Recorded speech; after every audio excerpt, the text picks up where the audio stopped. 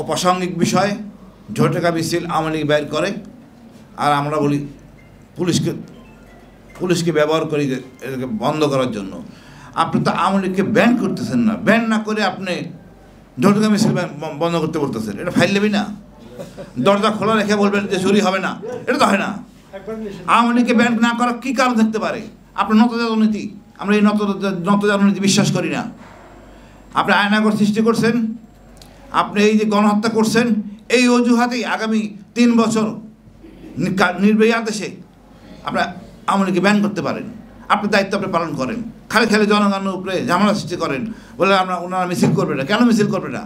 আওয়ামী লীগ তো অবৈধ না। আওয়ামী লীগ অবৈধ ঘোষণা করেন, আওয়ামী লীগ তো করছে, আপনি কেন করেন না? শান্তি শৃঙ্খলা বজায় রাখার জন্য নির্বাচন আগ পর্যন্ত আপনি কাজটা করেন।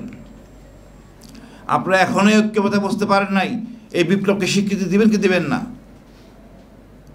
আপনারা গণভোট করে এই বিপ্লবকে স্বীকৃতি দেন এবং বৈধতা হয়ে আপনার ক্ষমতা হস্তান্তর করেন, নির্বাচন দেন।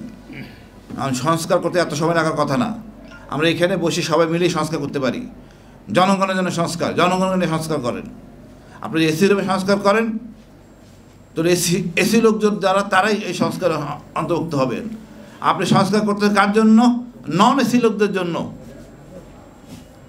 অর্থাৎ আপনাকে যেতে হবে জনগণের কাছে, ওইখানে বসে শরৎদূরে বসে আপনি সবার সাথে বসে আলোচনা করেন, আমার সিদ্ধান্ত নিয়ে বেরিয়ে আসেন। আর হয়তো মিডিয়ার যুগ, ইন্টারনেটের যুগ, অনেকভাবে করা সম্ভব। আমি বলবো, রাষ্ট্র যদি স্বয়ংসম্পূর্ণ হয়, শক্তিশালী হয়, পার্শ্ববর্তী রাষ্ট্রের দুর্বল জনগণও শক্তিশালী হয়।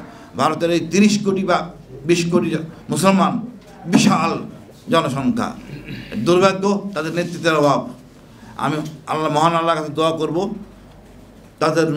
তাদের জন্য একজন ভালো নেতৃত্ব গড়ে ওঠে। আর ভালো নেতৃত্ব গড়ে উঠলে আমরা সাহায্য করতে পারবো।